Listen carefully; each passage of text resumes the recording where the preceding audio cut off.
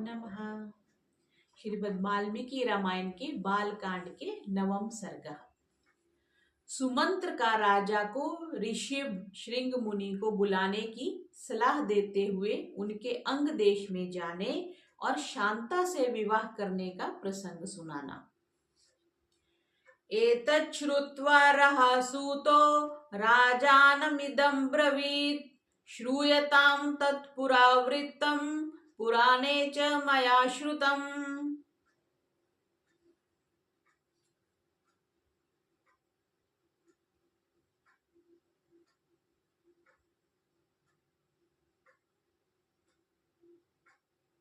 जी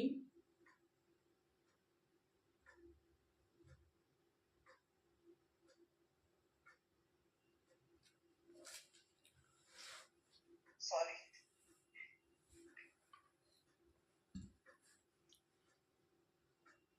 पुत्र के लिए अश्वमेध यज्ञ करने की बात सुनकर सुमंत्र ने राजा से एकांत में कहा, महाराज, एक पुराना इतिहास सुनिए। मैंने पुराण में भी इसका वर्णन सुना है।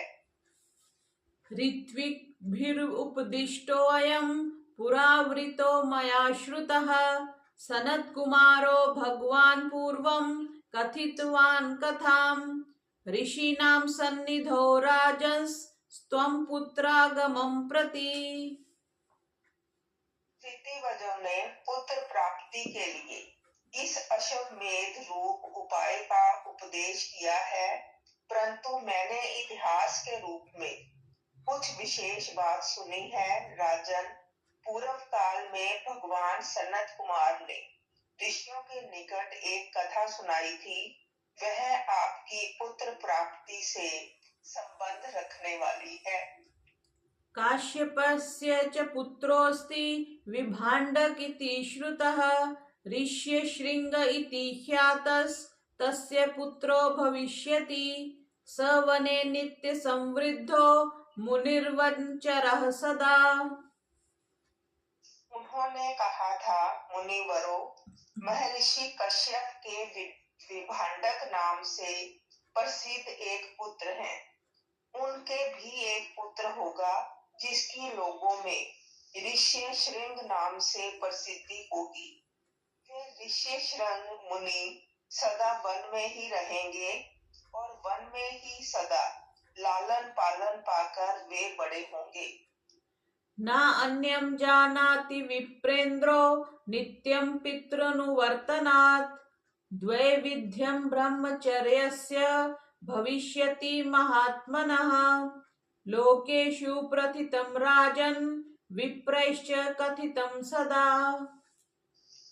सदा पिता के ही साथ रहने के कारण विप्रवर ऋष्यशृंग दूसरे किसी को नहीं जानेंगे। राजन, लोक में ब्रह्मचर्य के दो रूप विख्यात हैं और ब्राह्मणों ने सदा उन दोनों स्वरूपों का वर्णन किया है।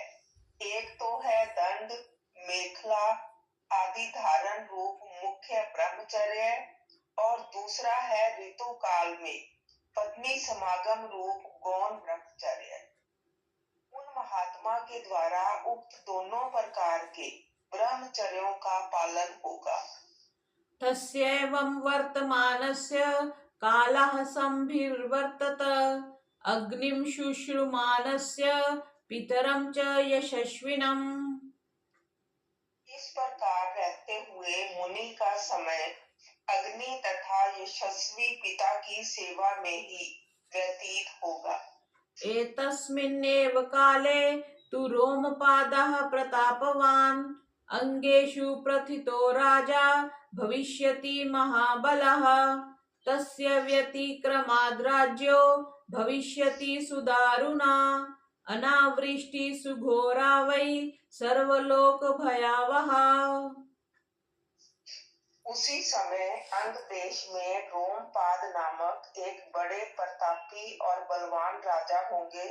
उनके द्वारा धर्म का उल्लंघन हो जाने के कारण उस देश में घोर अनावृष्टि हो जाएगी, जो सब लोगों को अत्यंत भयभीत कर देगी।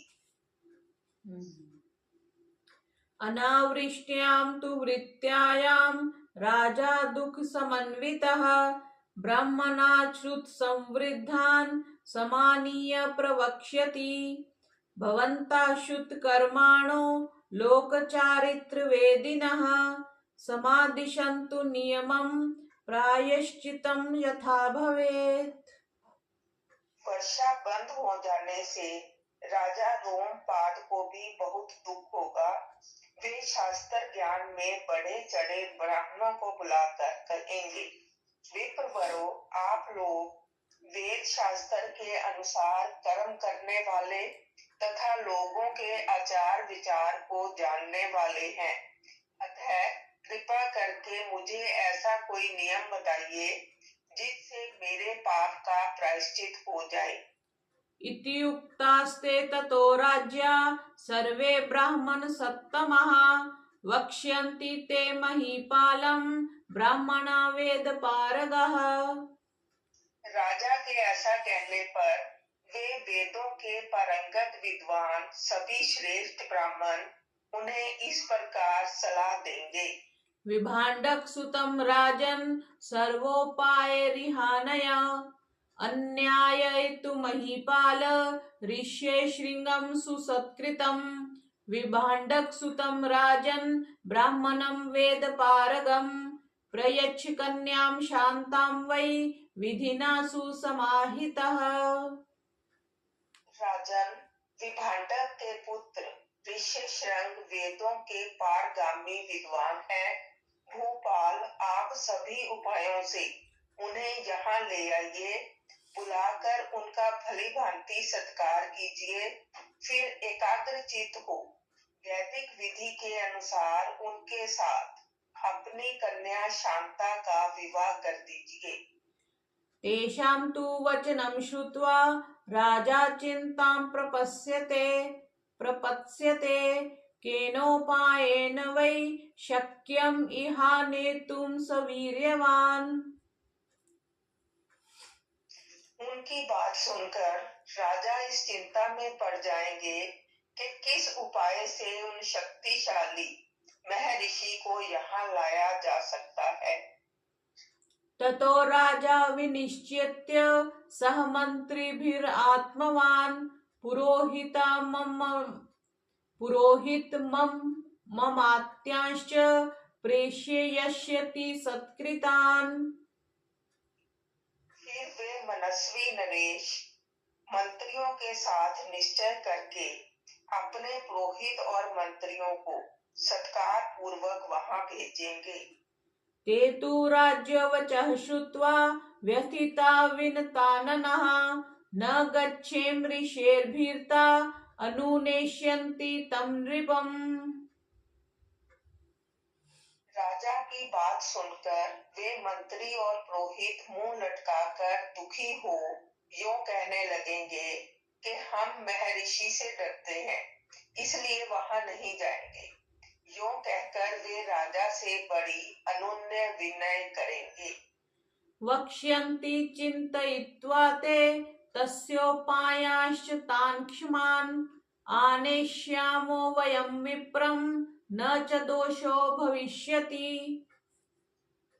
इसके बाद सोच विचार कर वे राजा को योग्य उपाय बताएंगे और कहेंगे कि हम उन ब्राह्मण कुमार को किसी उपाय से यहाँ ले आएंगे।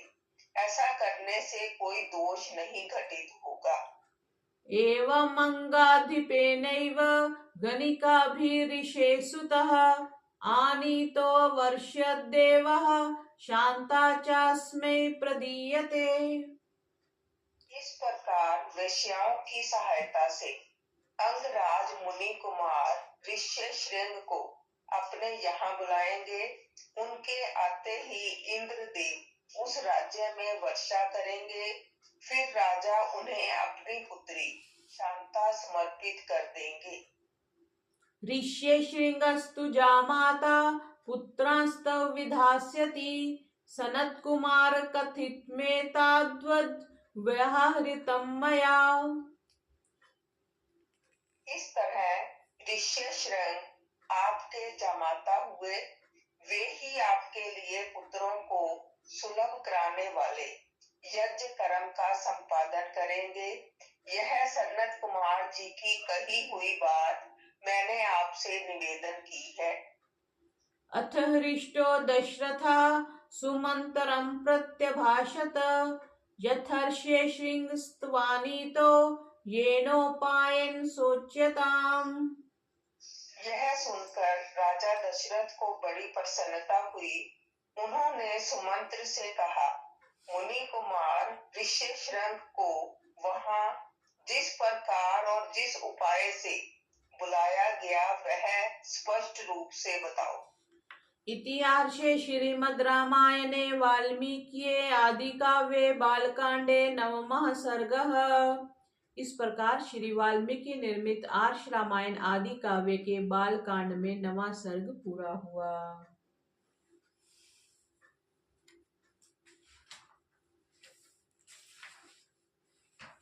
करने आगे जी।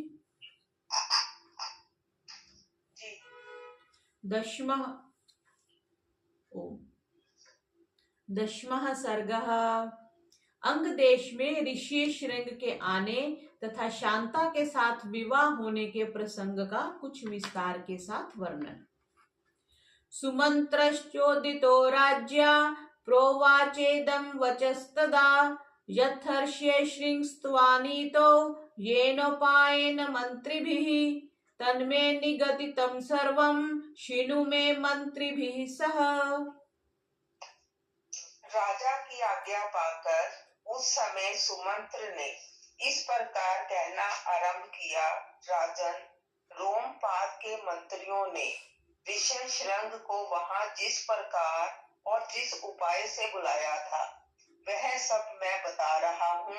आप मंत्रियों सहित मेरी बात सुनिए। रोमपादमुवाचेदं सहामात्यः पुरोहितः उपायो निरपायो यस्माभिर्भिचिन्तितः। उस समय अमात्यों सहित पुरोहित ने राजा रोमपाद से कहा, महाराज, हम लोगों ने एक उपाय सोचा है जिसे काम में लाने से किसी भी विघ्न बाधा के आने की संभावना नहीं है। ऋष्यशृंगो वनचरस्तपः स्वाध्याय संयुतः अनभिज्यस्तु नारीणां विषयाणां सुखस्य च। ऋष्यशृंग मुनि सदा वन में ही रहकर तपस्या और स्वाध्याय में लगे रहते हैं। वे स्त्रियों को पहचानते तक नहीं हैं और विषयों के सुख से भी सर्वथा अनभिज्ञ हैं। इंद्रियार्थैरभिरमतेर्नरचित् प्रमाथिभिः पुरमानाय यस्यामः क्षिप्रं चाध्यवसीयताम्। हम मनुष्यों के चित्त को मत डालने वाले मनोवांछित विषयों का प्रलोभन देकर उन्हें अपने नगर में ले आएंगे। अतः इसके लिए शीघ्र प्रयत्न किया जाए। गणिकास्तत्र गच्छन्तु रूपवत्यः स्वलंकृताः प्रलोभ्य विविधोपायैरानेष्यन्तिः सत्कृताः। यदि सुंदर आभूषणों से विभूषित मनोहर रूप वाली वेश्याएं वहां जाएं, तो वे भांति भांति के उपायों से उन्हें लुभाकर इस नगर में ले आएंगी। अतः इन्हें सत्कार पूर्वक भेजना चाहिए। श्रुत्वा तथेति राजा च प्रत्युवाच पुरोहितं पुरोहितो मन्त्रिणश्च तदा चक्रुश्च ते तथा। यह सुनकर राजा ने पुरोहित को उत्तर दिया, बहुत अच्छा, आप लोग ऐसा ही करें। आज्ञा पाकर पुरोहित और मंत्रियों ने उस समय वैसी ही व्यवस्था की। वारमुखायस्तु तच्छ्रुत्वा वनं प्रविशुर्महर् आश्रमस्य विदूरे अस्मिन् यत्नं कुर्वन्ति दर्शने। तब नगर की मुख्य मुख्य वेश्याएं राजा का आदेश सुनकर उस महान वन में गई और मुनि के आश्रम से थोड़ी ही दूर पर ठहरकर उनके दर्शन का उद्योग करने लगी। ऋषे पुत्रस्य धीरस्य नित्यमाश्रमवासिनः पितुः स नित्यसन्तुष्टो न अतिचक्राम च अशर्मात्। मुनि कुमार ऋष्यशृंग बड़े ही धीर स्वभाव के थे, सदा आश्रम में ही रहा करते थे। उन्हें सर्वदा अपने पिता के पास रहने में ही अधिक सुख मिलता था, अतः वे कभी आश्रम के बाहर नहीं निकलते थे। न तेन जन्म प्रभृति दृष्टपूर्वं तपस्विना स्त्री वा पुमान् वा यच्चान्यत् सत्वं नगर राष्ट्रजम्। उन तपस्वी ऋषि कुमार ने जन्म से लेकर उस समय तक पहले कभी न तो कोई स्त्री देखी थी और न पिता के सिवा दूसरे किसी पुरुष का ही दर्शन किया था। नगर या राष्ट्र के गांवों में उत्पन्न हुए दूसरे दूसरे प्राणियों को भी वे नहीं देख पाए थे। ततः कदाचित् तं देशम् अजगाम यदृच्छया विभाण्डक सुतस्तत्र ताश्च अपश्यद्वराङ्गनः। तदंतर एक दिन विभाण्डक कुमार ऋष्यशृंग अकस्मात घूमते फिरते उस स्थान पर चले आए जहां वे वेश्याएं ठहरी हुई थी। वहां उन्होंने उन सुंदरी वनिताओं को देखा। ताश्चित्रवेशाः प्रमदा गायन्त्यो मधुरस्वरम् ऋषिपुत्रम् उपागम्य सर्वावचनम् अब्रुवन्। उन प्रमदाओं का वेश बड़ा ही सुंदर और अद्भुत था। वे मीठे स्वर में गा रही थी। ऋषि कुमार को आया देख सभी उनके पास चली आई और इस प्रकार पूछने लगी। कस्त्वं किं वर्तसे ब्रह्मन् ज्ञातुमिच्छामहे वयम् एकस्त्वं विजनदूरे वने चरसि शंशनः।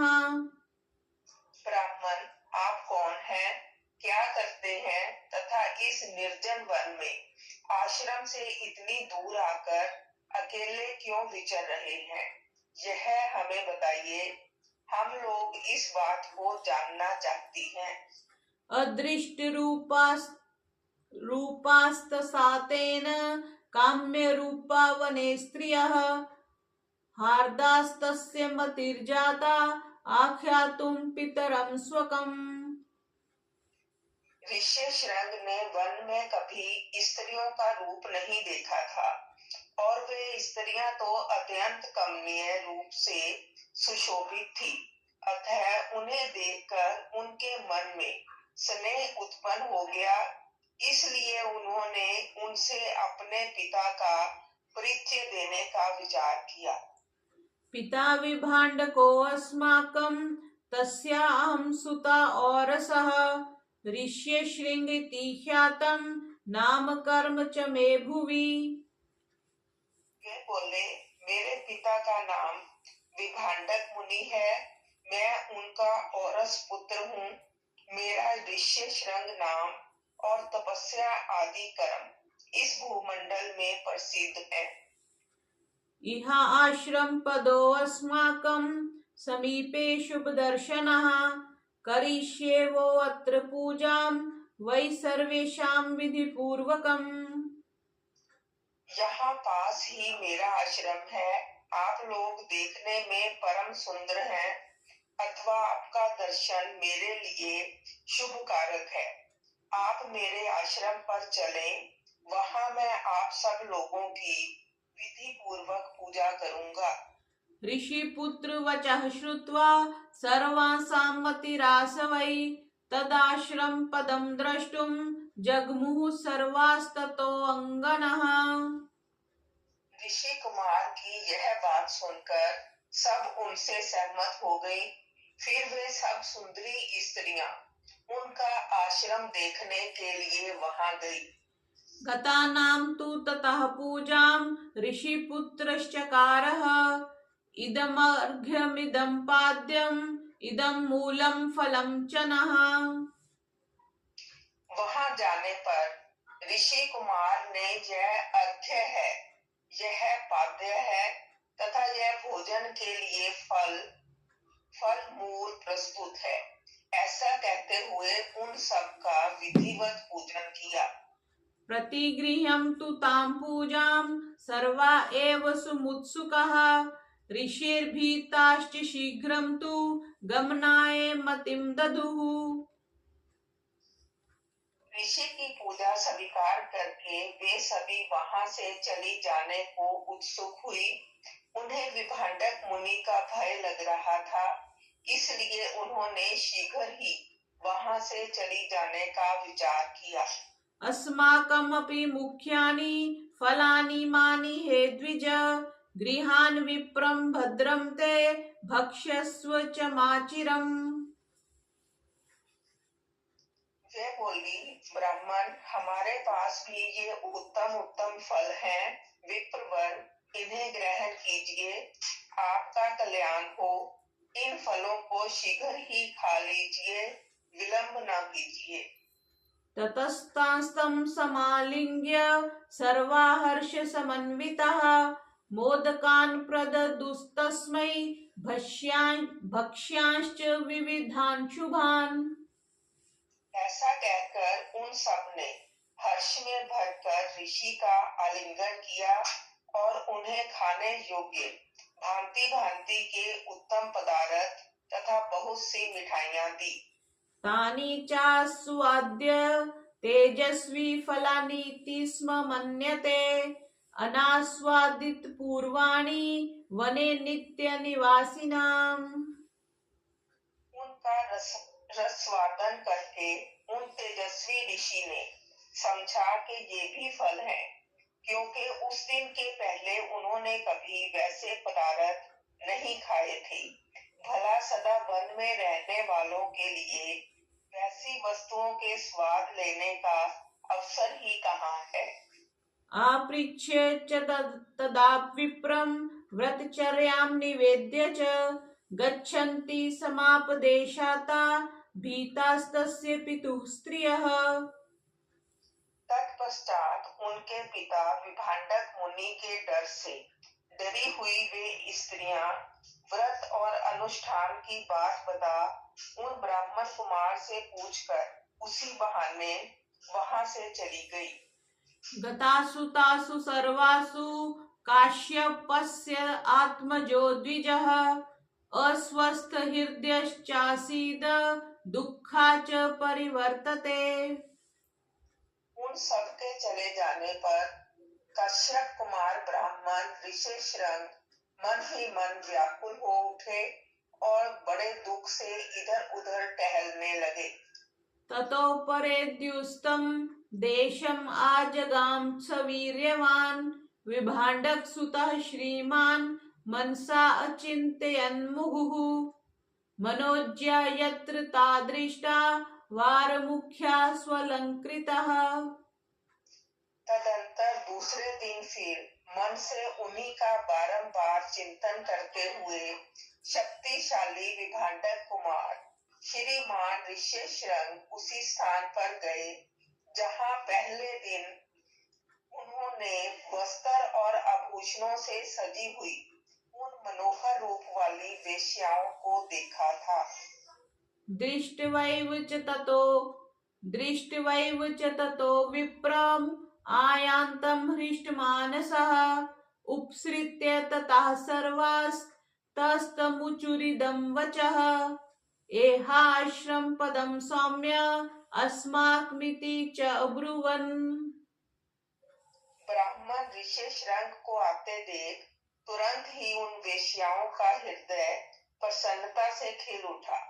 वे सब की सब उनके पास जाकर उनसे इस प्रकार कहने लगी, सौम्य, आओ आज हमारे आश्रम पर चलो। चित्रान्यत्र बहूनि स्युर्मूलानि च फलानि च तत्रप्येषु विशेषेण विधिर्हि भविता ध्रुवम्। यद्यपि यहाँ नाना प्रकार के फल मूल बहुत मिलते हैं, तथापि वहाँ भी निश्चय ही इन सब का विशेष रूप से प्रबंध हो सकता है। श्रुत्वा तु वचनं तासां सर्वासां हृदयंगमं गमनाय मतिं चक्रे तं च निन्युस्तथा स्त्रियः।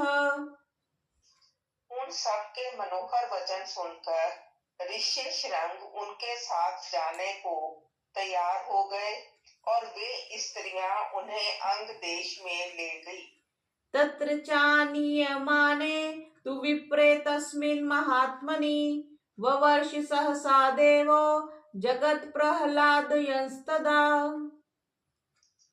उन महात्मा ब्राह्मण के अंग देश में आते ही इंद्र ने संपूर्ण जगत को प्रसन्न करते हुए सहसा पानी बरसाना आरंभ कर दिया।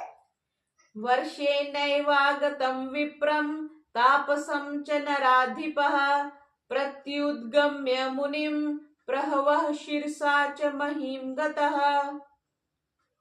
वर्षा से ही राजा को अनुमान हो गया कि वे तपस्वी ब्राह्मण कुमार आ गए। फिर बड़ी विनय के साथ राजा ने उनकी अगवानी की और पृथ्वी पर मस्तक टेक कर उन्हें साष्टांग प्रणाम किया। अर्घ्यं च प्रददौ तस्मै न्यायतः सुसमाहितः वव्रे प्रसादं विप्रेन्द्रान्मा विप्रं मन्युराविशेत्। फिर एकाग्रचित्त होकर उन्होंने ऋषि को अर्घ्य निवेदन किया तथा उन विपर शिरोमणि से वरदान मांगा, भगवान आप और आपके पिताजी का कृपा प्रसाद मुझे प्राप्त हो। ऐसा उन्होंने इसलिए किया कि कहीं कपट पूर्वक यहाँ तक लाए जाने का रहस्य जान लेने पर विपर व ऋषि श्रृंग अथवा विभांडक मुनि के मन में मेरे प्रति क्रोध न हो। अंतःपुरं प्रविश्यास्मै कन्यां दत्त्वा यथाविधि शान्तं शान्तेन मनसा राजा हर्षं वापसः।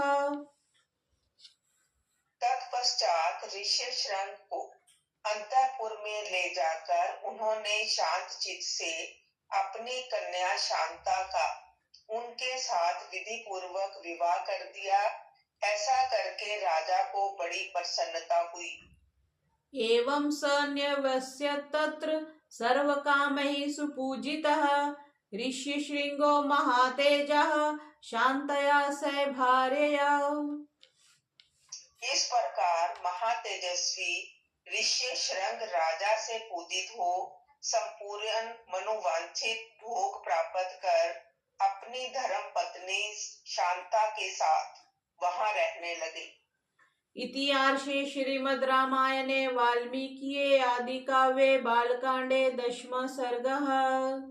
इस प्रकार श्री वाल्मीकि निर्मित आर्ष रामायण आदि काव्य के बालकांड में 10वां सर्ग पूरा हुआ।